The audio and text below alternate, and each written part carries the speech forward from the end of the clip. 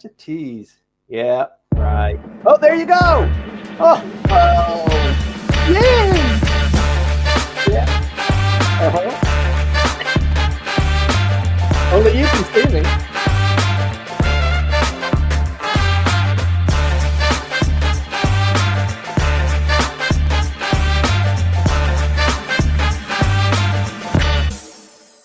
Good morning. Good morning, Timothy, and good morning to everybody who has come to this morning session of Japanese Politics One-on-One. This is number 225. And it's a pleasure to have you with us today. We're going to talk about the latest happenings in Japanese politics.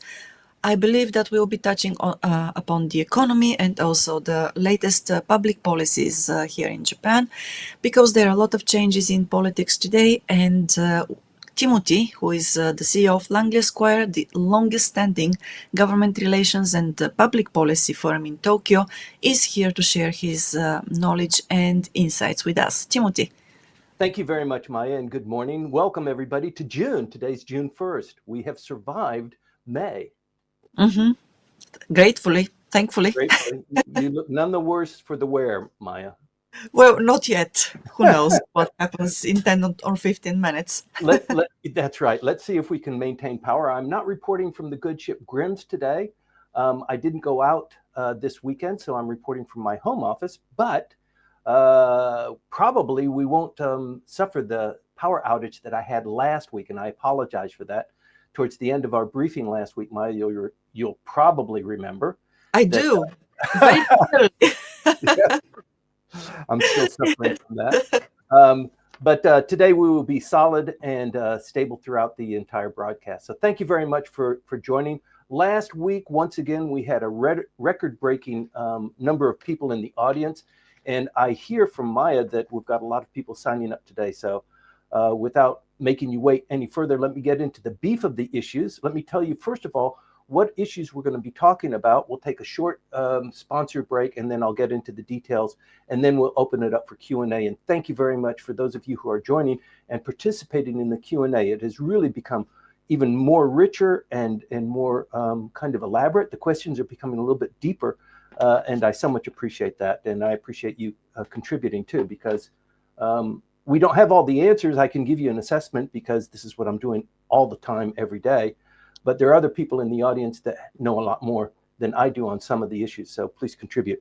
The yen closed at 144.04 to the dollar on Friday, or actually $144 to the yen. A little bit of volatility here over this last week. China lifted its food restrictions on imports of Japanese food. Not everything, but they did relax it on Friday. So that's a big step forward. Cheaper rice has hit the markets. We were selling rice, or the rice was hitting the market at around 4,000 and plus before Koizumi became the Minister of Agriculture just 2 weeks ago. And now it is about 50% of that price. There's a lot to talk about there, and it's in the news a lot.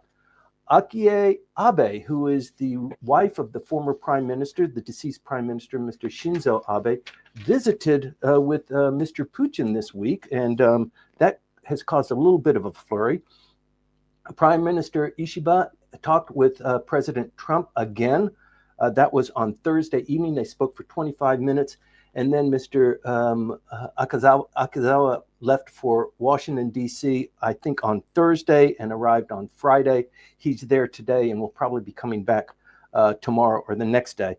The price increases on 1,923 items has been announced. The inflation rate has continued to inch up in spite of the Bank of Japan's efforts to tap that down.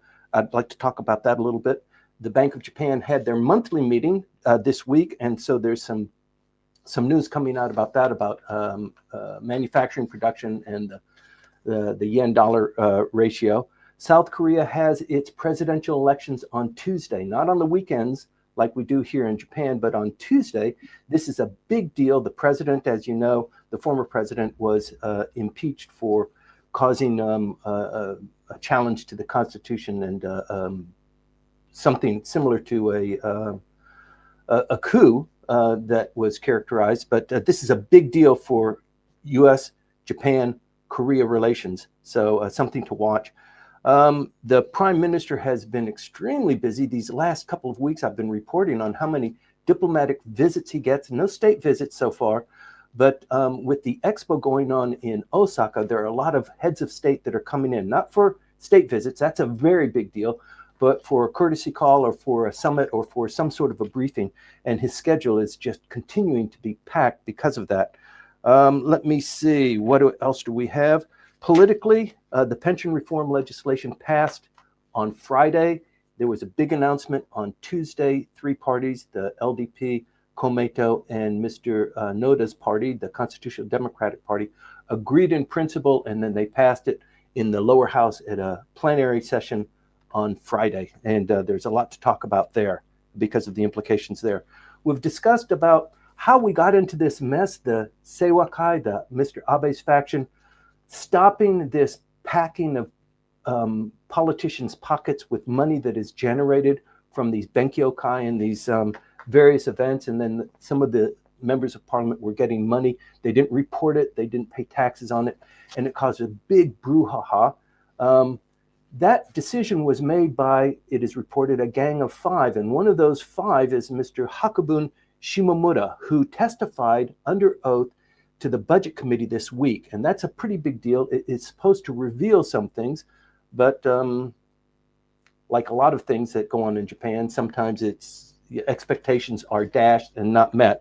So I'd like to report to you about that. And then finally, there's another piece of legislation, the surname legislation, where people who get married, who, in typical fashion, because of the koseki system here in Japan, the wife or the betrothed takes the husband's last name, and there's legislation under consideration now where they can choose. She can keep her name, or they can hyphenate their name, or they just continue on. And what do we do with the children when you hyphenate the name? That sort of thing. That legislation is undergoing discussions right now. The diet ends on the 22nd, which is a Sunday this month. The 22nd of this month. But I think realistically, it's going to end on a Friday. That means there are only maybe 15 business days until then to get all this legislation done. I don't know if the surname legislation is going to squeak through. It's got some problems there. And then recent polls on Mr. Ishiba and his cabinet have come out again. As you know, Japanese politics is driven, and Japanese politicians are driven by what the polls say that politicians should be feeling about how the electorate feel, because it's not always a direct, the way democracy works in Japan, it's not a direct vote. We don't vote for the prime minister. We vote for members of parliament. But the way that policy and politics moves, it's because the politicians watch very carefully what's going on in the polls, and the polls teach them what they should be doing. So they're very important. We report on them when they become available to us. I'm going to tell you about it as well. Maya, I'll turn it over to you to talk about our wonderful sponsors, and then I'll get to the beef of it. Thank you, Timothy. And yes, I want to have a word of thank you for our first sponsor, that is Nagatachō.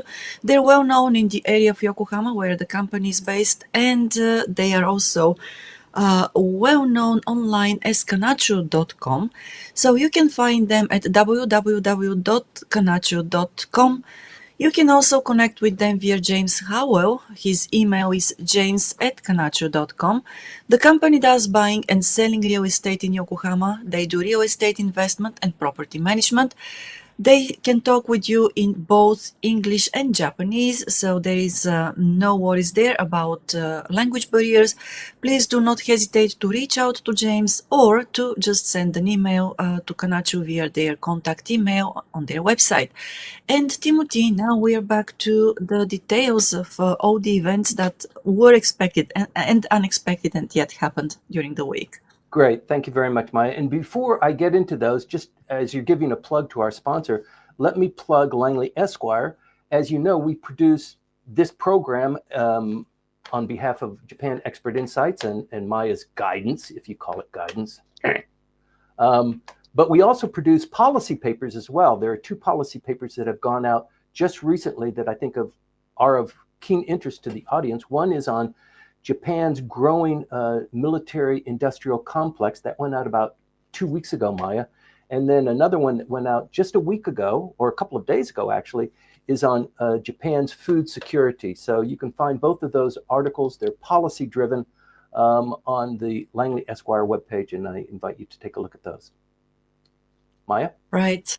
Yes, you can find them on Substack, and also you can find them on the website of Langley Esquire. It's easy to navigate. It's in their library. So please visit there and get some details about the latest developments in policy making and what is out there, so that you may be able to find some business opportunities there. Who knows that? That's right. There's a lot growing in both of those Yes. areas.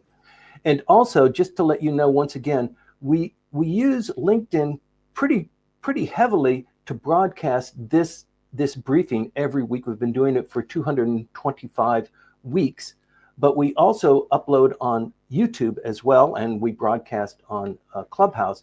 But if you want to have the synopsis, and if you want a deeper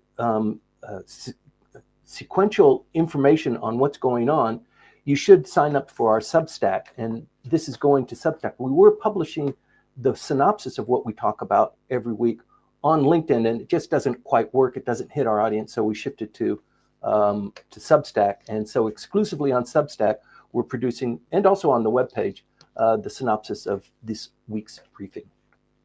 Right. Okay. And yes, to everybody, if you want to, if you wonder how to subscribe to the Substack, please let me know. I'll help you with that as well. So, Timothy, now let's move to the main part of this briefing. Great. Thank you very much, and apologize for the imposition of the plug there. The yen closed out, as I said, at $144.04 to the yen this last week on Friday. There was notable volatility throughout the week. There was ups and downs. The yen dollar rate is a barometer of what's going on in the economy, diplomatically, geopolitically. So it's an important thing to watch. There was an early week decline due to Japan's rising debt and the weak demand of bond auctions. You might have heard long-term bond auctions suffered. The report came out on Monday and Tuesday, and long-term debt for Japan's bond market suffered as a consequence of that. So the yen took a bit of a beating there. But in midweek, the court blocked, the U.S. court in the United States blocked the Trump tariffs, and it said it was illegal for the reciprocal tariffs. So as a consequence of that, there was more uncertainty with what's going on in the United States, and as a consequence, the yen strengthened. But that only lasted for a day or two. There was an appellate court that came in and that said, well, it might be a bit illegal for these reciprocal tariffs, but for the time being, while we consider it, they will stay in place. So the yen went back down, and the outlook is really a bit more uncertainty for the yen fluctuations going forward. The trade policy uncertainty is really guiding that. As I said, Mr. Akazawa is in Washington, D.C. now, speaking with his counterparts. He'll come back probably on Monday and report to the Prime Minister, and then we'll hear more about that. But there was apparently a good discussion between the Prime Minister and the President of the United States on Thursday, although it was only 25 minutes. I think they're getting into a pace here. This is the fourth meeting of Mr. Akazawa with his trade counterparts. But the economic indicators, too, there's an upcoming report on the United States inflation rate and their cost of doing business. People are waiting on that national report to come out this week. So a lot, like we all know, if the United States catches a cold, Japan is already sneezing. So what happens in the United States, especially in the financial markets, has an impact on the yen, and it also has an impact on what's going on in the economy here. So there's a bit of maybe trepidation what those figures will come out. If the analytics come out strong for the United States and the U.S. dollar, the yen typically takes a bit of a hit, and it's kind of multiplied by a couple of factors. But when the dollar is strong, the foreign currency flows into the capital markets there.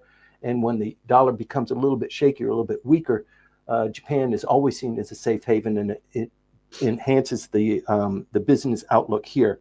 The technical analysis for the next coming weeks is we're now at 144, and if the yen goes to 147 to the dollar, people get really, really nervous, and that's only 3 yen away from where we are right now. It's unlikely that it would reach that within a week, but you just never know. So it's something to keep an eye on. We'll continue to report to you as well. China just this week announced that it would release its embargo or its restrictions on food and seafood coming from Japan. It's not everything. There are still 10 prefectures that it has restrictions on, particularly with seafood that is coming out of the water around the Fukushima reactor. You might remember that this embargo went on in place in August of 2023 as a consequence of the Tokyo Electric announcing that it's going to start releasing some of this treated water into the Pacific Ocean. And the reason why they started to release it is because they are at full capacity. The whole hillside, the whole place around the Fukushima reactors are full of this water, tanks and tanks of treated water. And they can't hold it anymore. They have to have a plan for releasing that because as they keep the heat down, they're generating more cooling water to keep the fuel from burning constantly. And that water is laced with radioactive material. They're treating that and then releasing that. And China says, well, we're not going to import any more of your seafood until you stop that, or until you give us access and let us observe this and be an observer status, and we can have a veto power whether you're going to release it or not. So that's been going on for more than a year. But it is nice that they have relented on the importation of beef, produce, and seafood, except for these 10 prefectures. So the 10 prefectures in and around Fukushima still maintain some sort of an embargo by the Chinese. And I think as most people know, most of the exportation of these products are going to China. So the fact that they have limited that is a huge hit to people in Hokkaido and Fukushima, all throughout the Japanese archipelago. So this is welcome news, and it also indicates that there is a little bit of progress being made in Japan-China relations, which is always good news. But on the other hand, there are things that are not so great. The buildup of military arms, the United States insisting that Japan purchase more military armament to kind of rebalance the relationship and to make the Japanese shoulder more of the burden. And so that argument is still ongoing. It's still somewhat unsettled. But let me see, Fukushima, that disaster, the triple disasters, was in 2011. So that was a long time ago to still be suffering from that kind of impact. But I think we're going to get through it eventually. But this is great news for the Japanese economy. Cheap rice hit the market. We talked just last week about Mr. Koizumi being appointed as the new Minister of Agriculture. And this last week, you couldn't escape. You couldn't turn on the television or listen to the radio and not hear about Mr. Koizumi and how he's appointed himself as the rice minister. There is no minister of rice, but he has been in the papers constantly and driving the price down and opening the stockpiles of rice. So Japan typically stockpiles rice for 5 years. They have stockpiles of rice for 2024, 2023, 2022, 2021. And the 2020 rice it's considered not fit for human consumption. It's usually used for animal feed. But the 2021 rice is supposed to be going on sale this next week. They released stockpiles of the rice that was produced in 2022, and it sold out almost immediately. And so the rice in 2021 is supposed to be hitting the markets coming this next week. But the prices are half of what they were when we first started getting into this problem. And as most people know who have been following this program or just watching Japanese news, the price of rice over the last year has increased 94%. So there's something going on there.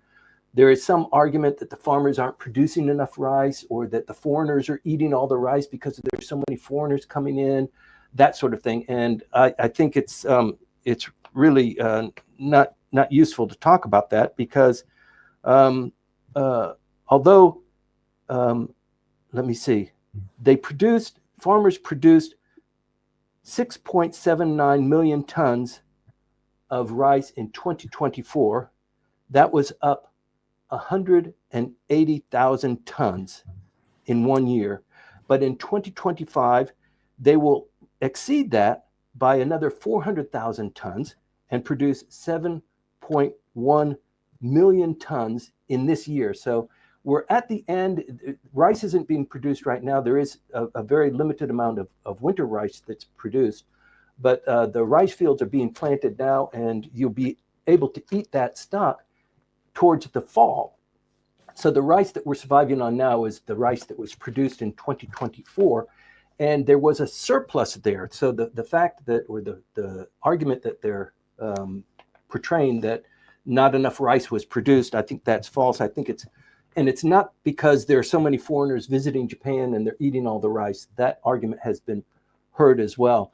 I think it's basically that people are coming into the market, Japanese, purchasing the rice directly from the farmers and hoarding it, stockpiling it in anticipation for the rice going up. The Japan Agricultural Association is not the one that's doing that. The Japanese Farmers Association is supposed to be the conduit for the producers to sell their rice and get a set price for that. So it's an escalated price, it's an enhanced price to help support the farmers. And if you read the food security policy piece that I published just this last week, you'll know a little bit more about how the rice farming environment is being decimated, because the old people, the average age of a Japanese rice farmer is almost 70 years old, and the kids that they have raised are not interested in taking over the farm or doing the farming. They're all flooding to the bigger cities, and that decimation of population is one of the pet concerns of the Prime Minister. He wants economic revitalization in the rural areas. So this is a big deal, and I think it's one of the reasons why he chose Mr. Koizumi to be the agriculture minister. Agriculture now has become the hot button, a security issue, in fact, that is being promoted by the Ishiba administration. So it is something really to watch, and we're going to be watching it closely and reporting to you. So please take a look at that food security policy piece that was circulated just this last week. Surprisingly, Akie Abe, the wife of former Prime Minister Shinzo Abe, visited with Mr. Putin on Thursday. Strange. And I think a lot of people who are hearing this for the first time are wondering why and what messages she was carrying from the Japanese government. The chief cabinet secretary, Mr. Hayashi, was asked about this, and he just said, well, she didn't clear it with us. She went on her own, and she's not carrying a message from the Japanese government. So she wants to enhance the legacy of the former prime minister. And for those of you who don't know, the Russia-Japan relationship is fraught with a lot of issues. They don't even have a peace treaty. After the end of World War II, Japan doesn't have a peace treaty with Russia. Russia continues to occupy 4 islands in the Northern Territories. In Japanese, it's known as the Northern Territories. It was invaded at the end of the Pacific War, and it's been a bone of contention ever since then. Japan wants them returned back, and China says, like hell, we lost so much as a consequence of a war that you guys got us involved in, and you don't deserve it, and it's all Russian territory. It's always been Russian territory. So you've got that argument going on. Mr. Abe, in the 9 years that he was prime minister, in 2 sessions, the first session and the second session, collectively 9 years, he visited with Mr. Putin 27 times. This is remarkable. And they exchanged gifts. He gave them dogs. He gave them a pair of dogs, Akita dogs, to Mr. Putin. They developed a really warm relationship, I think. They met a lot. And she went carrying this message that, there would be a nice time. It would be a nice time for Russia and Japan to get back on better terms. And he responded in a way that, the negotiations and the talks that we had while your husband alive were very fruitful it's not the time right now for us to open those negotiations again, but I appreciate your involvement, Ms. Abe.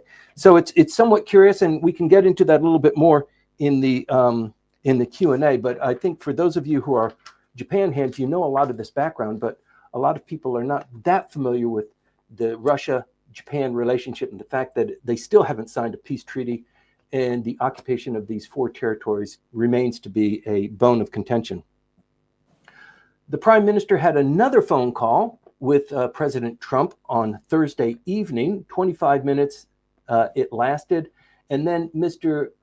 Akazawa left for the United States on Thursday as well. So it's kind of a boost, it's a complement to that trade negotiation. And you might remember that Mr. Akazawa's counterparts in the negotiation are the USTR, the Commerce Secretary, and the Secretary of the Treasury. He was there just last week and was not able to meet with the Secretary of the Treasury, Mr. Scott Bessent, because he was in another meeting, but the Finance Minister did meet with him in Ottawa on a bankers meeting in anticipation and preparation for the G7 coming up this month. So there was some continuity there. It's only that Mr. Akazawa, and it's not unusual or signaling anything strange, that when Mr. Akazawa went this last time, the Treasury Secretary was not there. But these communications are becoming a little bit more rapid. The distance between the first one and the second one and the third one is becoming tighter. The pause for the tariff implementations, 90 days, that ends on July 9th. So it's approaching very quickly. There is a little bit of concern that the Japanese are going slow. They're trying to extract as much as they can. Their stance is that, we're not going to be talking about defense-related issues. We're not going to be talking about automobiles. You should take that off the table. We can talk about tariff and reciprocal trade, but this gun to the head about automobiles, 25%, give me a break, because that's the lifeblood of the Japanese economy. So take that off, and we can have a more of a balanced, confident discussion without that threat to us. So there's a lot of discussion going on there. I expect that there'll be a breakthrough coming up soon. There are a couple of meetings that are coming up. There's a NATO meeting, and there's the G7 that's happening earlier in the month. And then there's a possibility, if there's not an agreement made then, that the Prime Minister would actually go to the United States to seek a final negotiation, and then they would be announcing that, and then we would move into the elections of the upper house. That sounds like a reasonable scenario to me. The Teikoku Data Bank collects all of the information on the Japanese economy, on employment, on all sorts of things, and it reported this last week that there is an increase in 1,932 food and beverage products for this month. So whenever there's a price increase, especially for food and beverages, it increases the cost of living and the inflation rate, as you might know.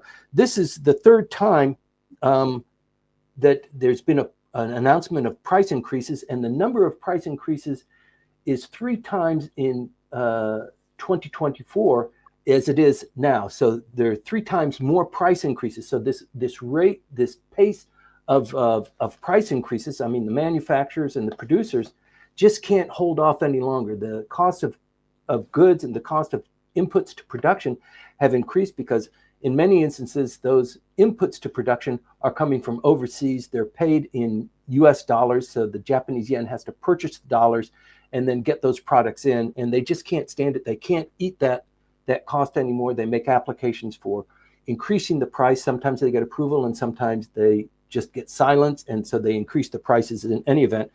But this is the 6th consecutive month that there's been an increase in prices. And of this 1,900 products that have increased, 100 of them are rice related. So if you go shopping at all, you know that you can buy this prepackaged rice. It's already cooked. It's in a vacuum pack, and you take it home and you can microwave it, or you can put it in hot water, and then you can have steaming rice. That product is increasing more than 10%. And products like that, rice-based products, are on the rocket for going up. So for this year, we are in the 6th month of this year, halfway part. 20,000 items have been increased so far.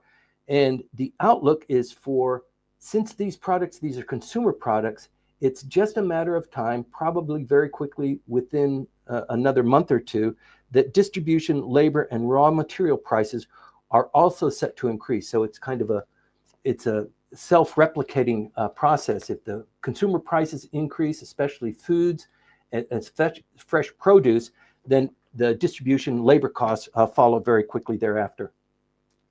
Since it's the beginning of the month, as you know, the Bank of Japan always has their monthly meeting at the end of the month. So this last Thursday, the Bank of Japan did have their meeting. They talked about prices, they talked about inflation, they talked about economic output, and I'd like to give you a little bit of an update there. Overall, the inflation remains in Japan at 3.4%. That's the same amount that it was at last month. This is for May, not April. April was 3.4%. May is 3.4%.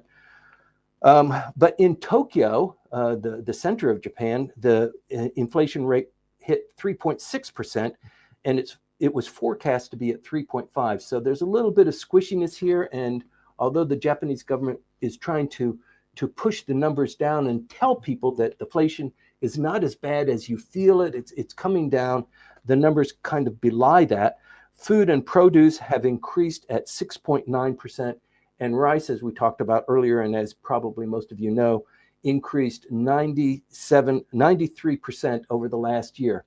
The numbers that come out in a month or so with the Bank of Japan report will reflect on the numbers coming out since Mr. Koizumi was appointed as agriculture minister, and since the rice stockpiles were released and the price of rice has plummeted about 50% of what the previous rice price was, will be reflected. But we have to wait a little bit for that.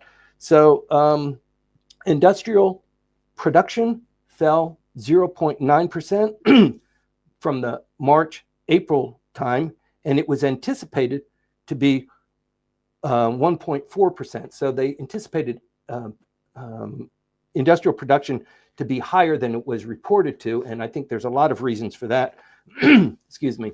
Maybe just the cost of input, but it could be just the enthusiasm and the lethargy that people or industry or workers are feeling. It's just not at manufacturers' production. Let me see. Manufacturers expect a 9% gain in May report, so we have to wait for that for another couple of weeks. The jobless rate in Japan is 2.5%, and that means that there's a ratio of 1.26 jobs for every applicant.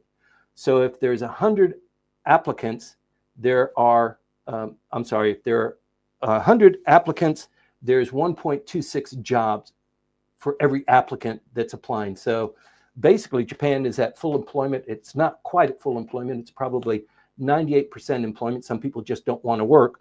But if you want a job in this market, you should be able to get one if you're a Japanese national finishing college or finishing high school. There are jobs available.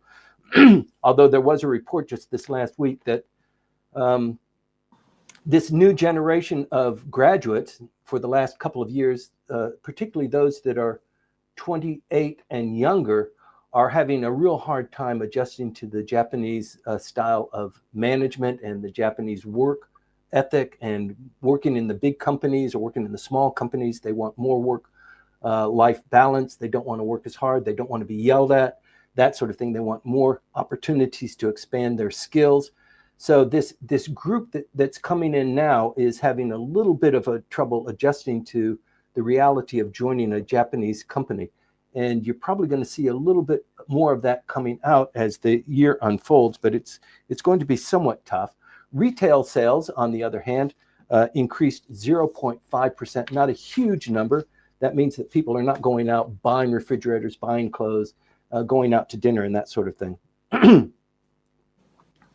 Moving on to Mr. Ishiba and what he's doing with his free time. This is really incredible. His diplomatic schedule is packed. Just this last week, Tuesday, not Monday, but Tuesday through Friday, he had about 8 meetings with heads of state. And I'd like to tell you who those are because it's somewhat important. The expo in Osaka is a magnet, a vacuum that's pulling in these leaders. And when they come to Japan, they feel it is common courtesy to come and pay a visit to the prime minister. And when you're the prime minister in the current situation, can you imagine, gosh, I got to meet with some other person. What do I have to do? And I have to have lunch with them. And I'm fighting with Mr. Tamaki and the pension reform. And we've got an election coming up. Can you put a stop to this? You can't put a stop to it. The prime minister met on Wednesday with the prime minister of Montenegro and a working lunch. He received the Grand Duke of Luxembourg at the prime minister's office also on Wednesday. On Thursday, he had a summit with the Lao People's Republic, Democratic Republic on Thursday.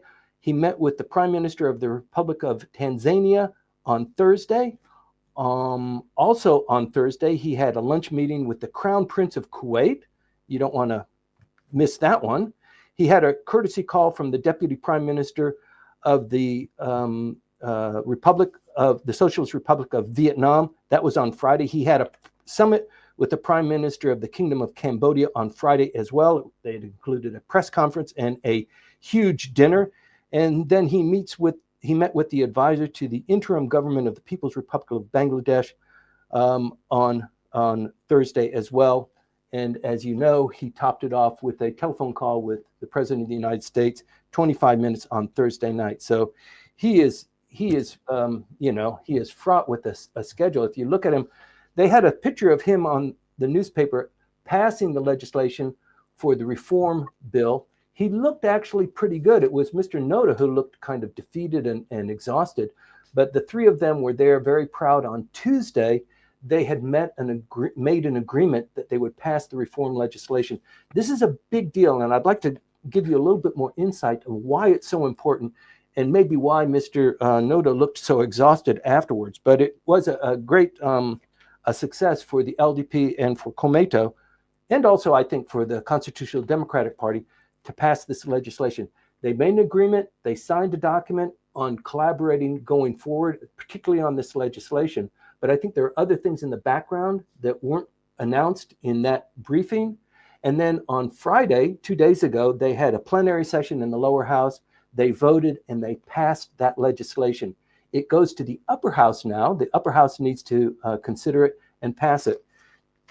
For the budget, the lower house needs to give the upper house 30 days to consider it. And that's why it went a little bit overboard in April. I think on April 4th or so, April 3rd, they finally passed the budget. It was maybe 2 or 3 days late. They're supposed to finish it at the end of March.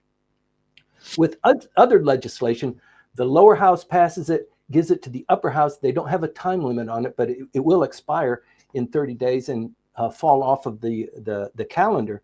But in legislation like this, the pension reform, the lower house passes it, it goes to the upper house passes it whenever the schedule allows for it. The upper house is controlled by the LDP and Komeito, and so they can pass that legislation at their leisure.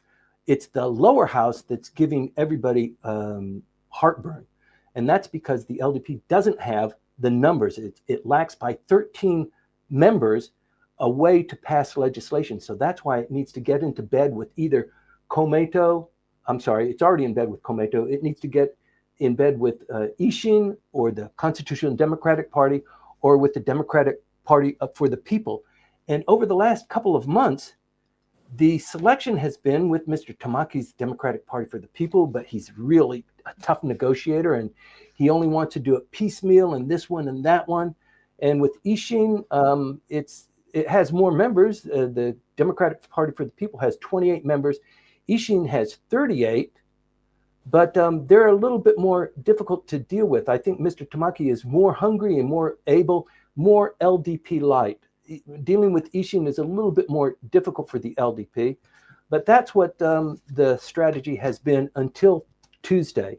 On Tuesday, rather than going with the Ishin option or with the Democratic Party for the People's option, the Prime Minister and Komeito signed a coalition agreement with the Constitutional Democratic Party. And this kind of tells you that the Prime Minister has decided, I'm sick of having this kind of one-off and having to negotiate, and it's just taking too much time, and it's not stable enough. And Mr. Noda, in his wisdom, has says, why are you dealing with these jerks? They've got 28 or 27 members and then 38 members, and they're running you around by your nose. We have 141 members. Why don't we form a band? We're the big guys. We are the adults in the room. Will you quit playing with these guys and let's make a deal? And I think that's the outcome of the Tuesday meeting. Mr. Kishida, Mr. Aso, and Mr. Motegi had a dinner meeting following that. They had a dinner meeting on Wednesday night, and they talked about a lot of things. Some of it was reported in the press. One of the things was this grand coalition going forward, who's going to be in bed with the LDP and Komeito, and what are we going to do about the election? But they also talked about, obviously, who's going to be the next prime minister. And I'd like to tell you what the polls are saying about what the population or the people who vote consider of Mr. Ishiba's job and who they want to be the next prime minister. But the wheels are already turning. This diet ends on the 22nd of this month, more realistically on the 20th, of Friday. The diet closes down, and then they haven't even announced yet what date the upper house election is going to occur. But you might remember us talking about the no confidence motion, the fact that they made an agreement to pass the pension reform bill on Friday. They made an agreement to do that on Tuesday. Tells you that there is not going to be a no confidence motion. A no confidence motion must be filed by Wednesday. Otherwise, the timing doesn't work for it to trigger a double election on the date of the upper house election. So that kind of scenario pretty much is a dead scenario. It's not going to happen. There's not going to be a no confidence motion, and there's not going to be a double election, which enhances the possibility of Mr. Ishiba just continuing on as status quo even after the election. So we're watching that very closely. And for the prime minister, getting back to when he might be meeting with President Trump, because I think both of them want to get as much publicity and as many accolades as possible on signing this trade deal, the tariff trade deal. And so it will be a face-to-face meeting. They'll shake hands. Pictures will be there. They'll have a lot of congratulations. And both of them want that. Particularly the prime minister wants that because he's got elections coming up.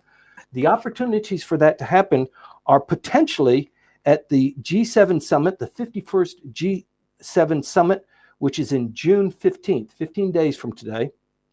That will be a Sunday to Tuesday meeting. And the diet session ends on the 20th. So they'll have the G7 summit on Sunday, Monday, Tuesday, and then the diet ends on that Friday. So that would be a prime time. There's also a NATO summit in the Netherlands on the 24th and 25th. That's after the diet closes.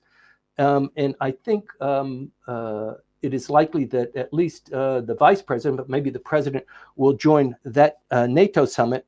But certainly Japan will be there, and the prime minister will be there as well.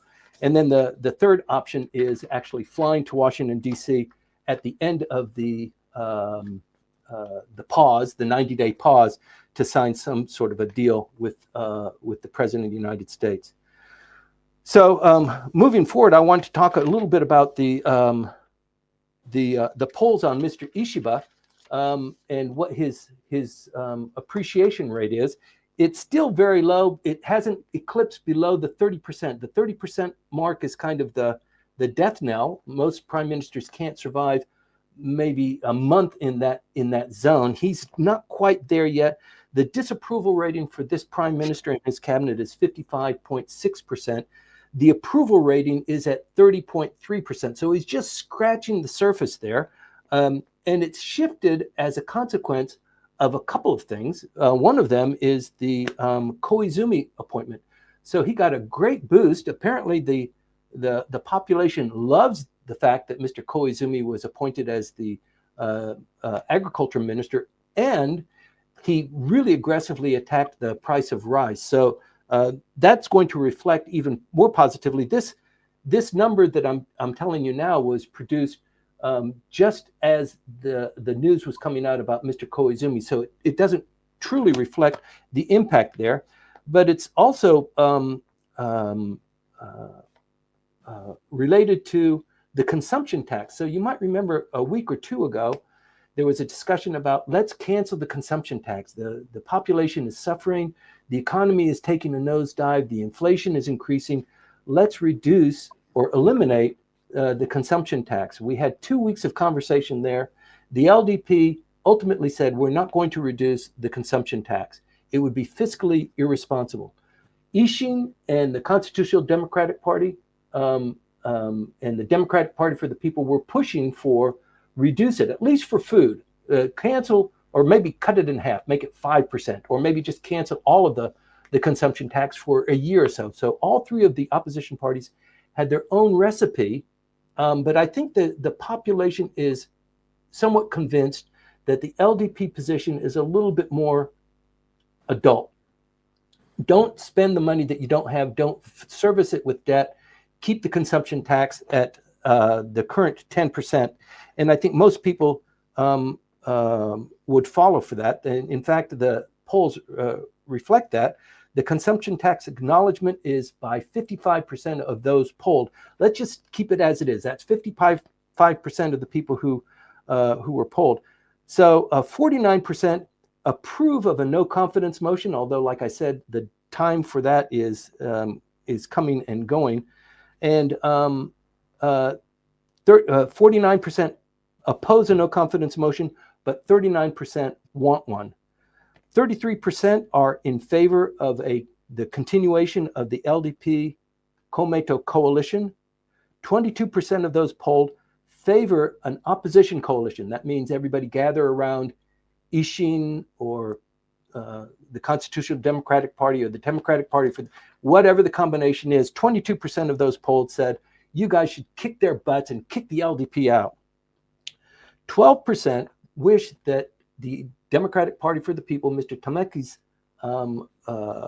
political party, join the LDP. 7% wish that Ishin join the LDP. And 7% wish that the Constitutional Democratic Party join the LDP in order to repair this impasse on passing legislation at the lower house. In the upper house, as it stands right now, the LDP and Komeito still hold more than 50%. They have a cushion there of about 20, 25 members. In the lower house, they don't have that. They're missing it by 13 votes. But if they have a coalition with any one of these parties, then they can pass the legislation. It's just a very difficult thing. The Democratic Party for the People was high in April at 18% favorability, but it's taken a dive. It's taken a dive for a couple of reasons.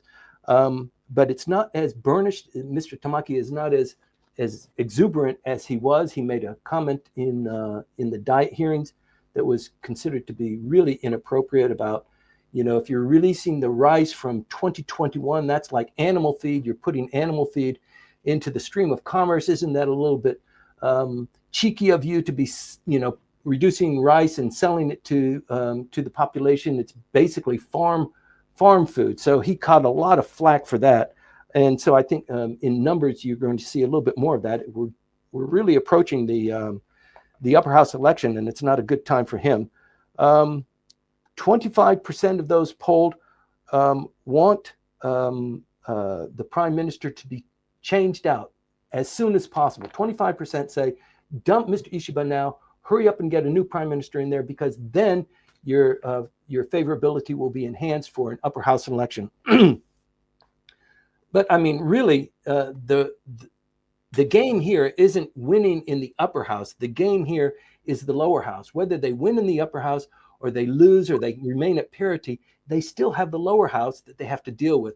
So all of these things that we're talking about now, all of the machinations that are going on in the background are to somehow seal a deal where the lower house is going to be bolstered by some sort of a coalition partner. And in terms of who is the next best option for prime minister in this poll, surprisingly enough, Ms. Takaichi was polled at 21% favorability. Mr. Ishiba was only polled at 7.3% favorability. Mr. Koizumi, lower than Takaichi at 15.9%, and Mr. Kobayashi at 3%. So in ranking, you've got Takaichi, Koizumi, Ishiba, Kobayashi. There was no mention of Mr.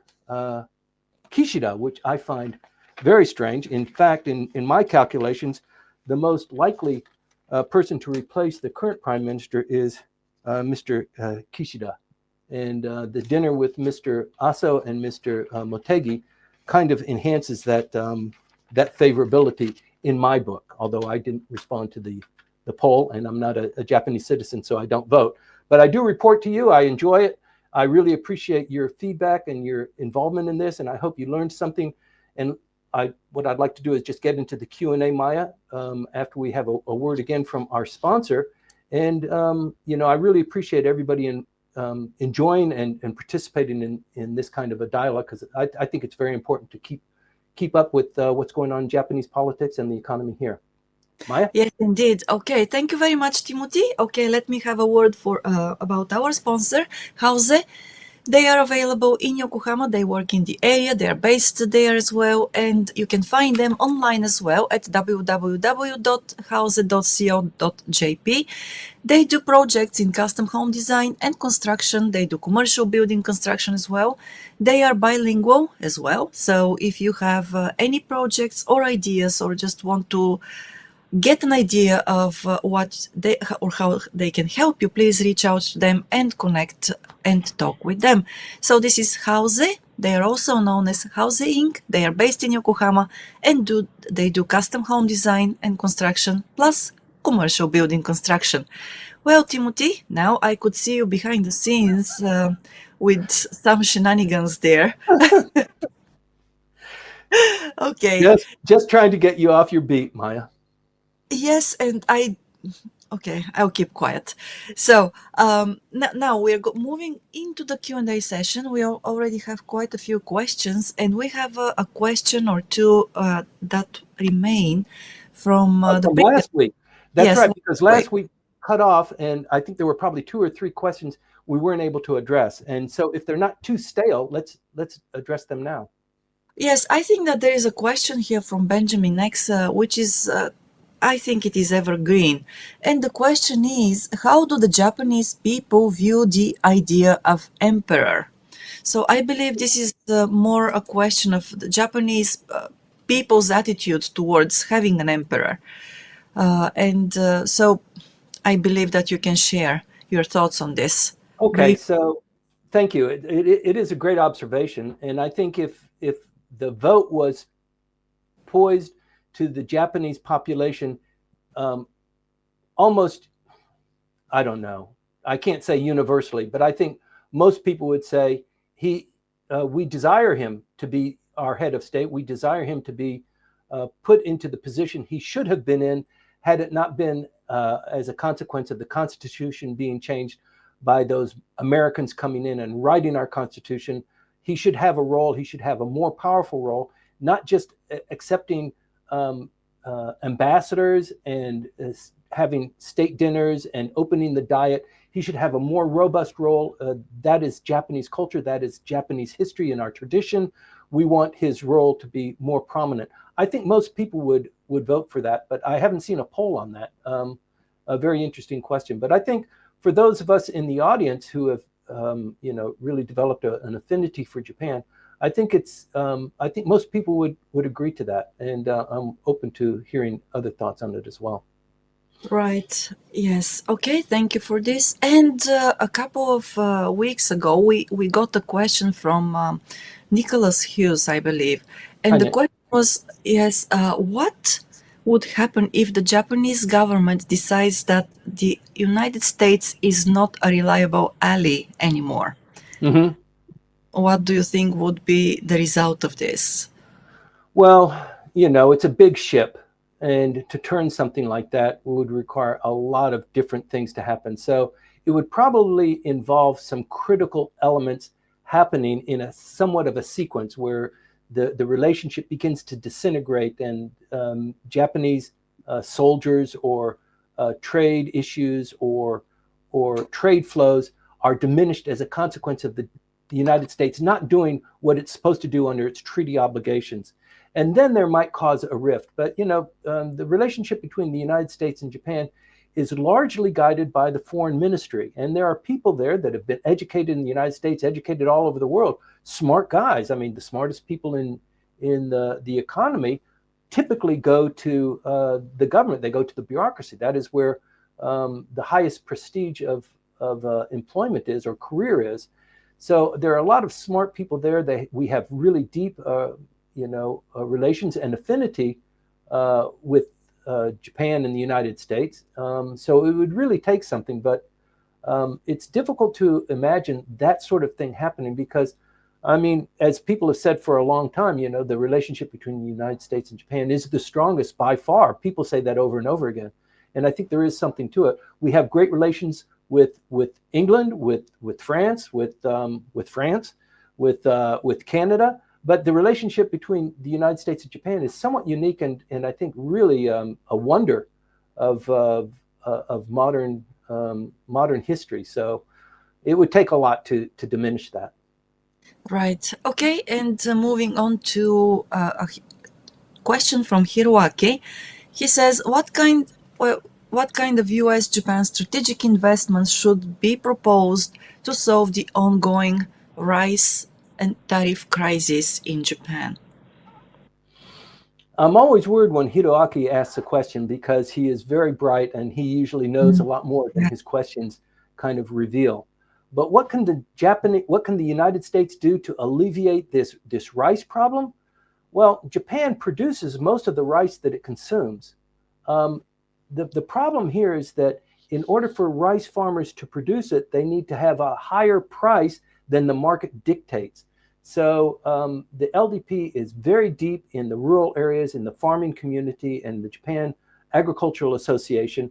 And that's one of the foundations of the LDP. It is beginning to weaken with the aging of the farmers' population. The kids moving into the main population centers. The dynamics are changing very, very quickly. The demographics are changing. So some people could say, why are you spending so much of your valuable arable resources on rice farming? You should be producing something else and importing rice from other countries that make it cheaper. That doesn't mean the United States makes it cheaper. It's probably more cheaply produced in other countries besides the United States, places in Asia that are much closer at hand. But I'm not quite sure. Hiroaki, if you have something you want to say about that, what the United States should do, I'm all ears. I'm very curious of what your stance would be. But I'm a little bit unsure what the United States could do in order to supplement the price of rice or the availability of rice. The other thing too is that it's shinmai, it's the new rice, it's the rice that's coming out the most recently that is the most delicious, it's the most highly valued, and that's almost all produced here in Japan. So people pay a pretty penny for it, and there is a bit of competition to get it. This rice that's coming out from 2021 and 2022, the 2022 rice already sold out. They released the stockpiles, it just disappeared. And that's just over a short span of 10 days, right? So now they're going to 2021, and they're a little bit worried that the flavor or the water content of the rice might not be. You have to cook it longer, you have to soak it longer, you have to do something with it. And if it doesn't taste right, then you add a cup of sake to it. If it still doesn't smell right, you add another cup of sake to it. So they've got a couple of techniques going on there. But I think everybody appreciates the new rice, the fresh rice. But because the prices are so high, it really is becoming a food scarcity problem. And it's not just rice, it's other things as well. as you can see in the report that I produced last week. Right. Thank you for that. And also moving on to another question. This time it is from Hiroko Yoshida, from her, and it is about Akie-san's visit to Moscow. Yeah. And meeting President Putin. So the question is, everybody's curious about the reason for that, right? So the government says this has nothing to do with us. And of course, the Ministry of Foreign Affairs says, well, they have kept quiet, actually. But she did meet with President Putin in the capacity of a private visitor. Sure. And she was granted the treatment of a VIP. So I wonder if there is some play behind the scenes there, because, it seems that the negotiations for peace in Ukraine are slowly progressing, even though there are some, obstacles there too. But is it kind of a preparation for moving on from this conflict and getting Japan back on good terms with Russia? Yeah. What do you think it is? I don't know. I'm not privy to it, but the fact that the chief cabinet secretary said, we don't know about it, she went as a private citizen. But I think this overture, you don't want to make an overture and be refused, not publicly. And you don't want to make a step forward and put the prime minister in a position of being second guessed or maybe pushed off to the side. So yes, it's a precursor to trying to develop a maybe even a peacekeeping role and being involved in bringing, with President Trump, to bring the Ukraine situation to it could be something like that. So it's a bit of a test, I would say. Akie Abe does have that ability to access, as we see, visiting with the president of Russia. Not many people have that. He wouldn't give that audience to most people. So I think it's significant. It does send signals. We don't know what else she talked about or who else she talked to, but usually in that kind of a capacity, you go with a delegation of people to achieve a lot of different kinds of objectives. It's just too good an opportunity to miss. I don't think it was just her solo, but it could have been. It's a little bit early. I mean, I was surprised when I opened the papers on Tuesday or Thursday and read about that. But I think it's a good step in the right direction. If she can provide an emissarial role, even behind the scenes, I think it's a good thing. And yes, as you said, the situation with Ukraine, it's actually on again, off again. It's not very good. Mr. Trump is a little bit upset with Putin, and that makes Putin a little bit more upset with everybody else. So I think coming to a conclusion there, and then we've got the Iran controversy, we've got the Houthis, we've got what's going on with Hamas. There are a lot of things that are going on, and I think the President of the United States is determined and dedicated to resolving these issues, in some sort of a sequence. But you just need to break the ice somewhat to begin to make forward progress. And so I applaud her efforts. I'd like to know more about it as it becomes available. I'll report it to everyone here on the program. But I see it as a sign of some progress, and maybe it's opening up. I mean, a lot is going to happen over the next couple of months. So not just in Japan, but geopolitically.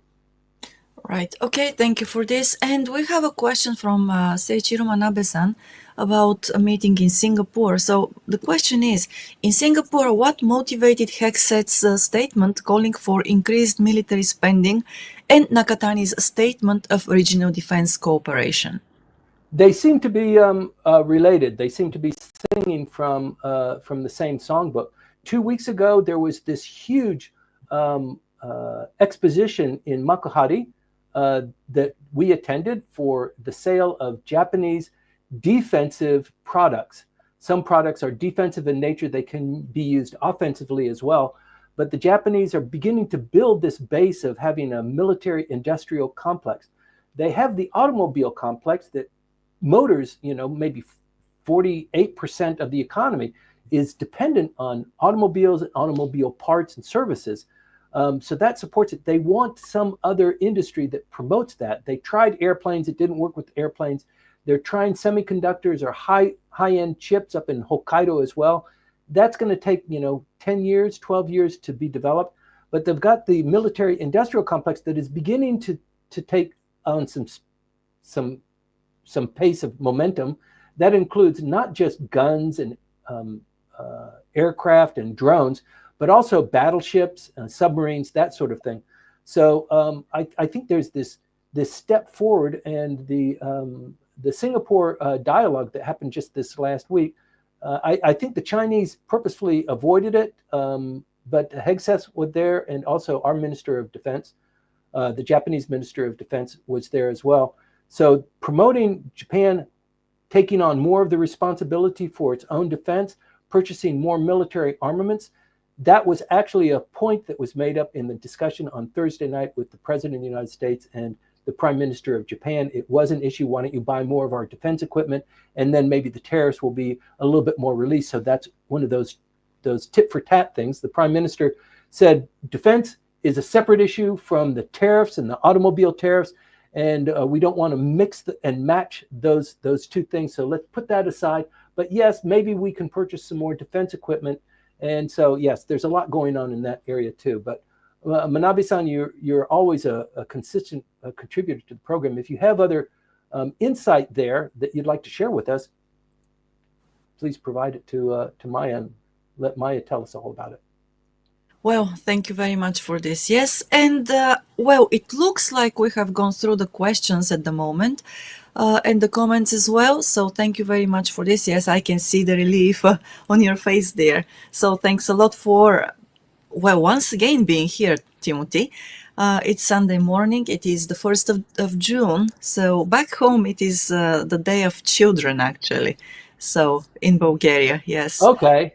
So it's different from the Japanese Children's Day. All right, so thank you very much. And to everybody who stayed with us, it was a pleasure having you here on this podcast, The Briefing. We hope that we will see you once again next Sunday at 8:20. And if you have any questions or comments, or if you have any recommendations even, please do not hesitate to reach out and give them to us, even during the week. Yes, Timothy. And don't be so selfish about this briefing. Share it with the ambassador.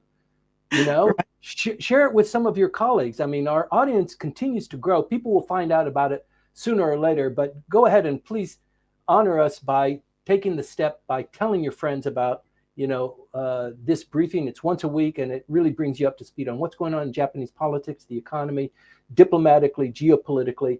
Takes what 40? How long have we've been going, Maya? Maybe 45 minutes or less than an hour. You get topped up and you find out what's going on and what's important.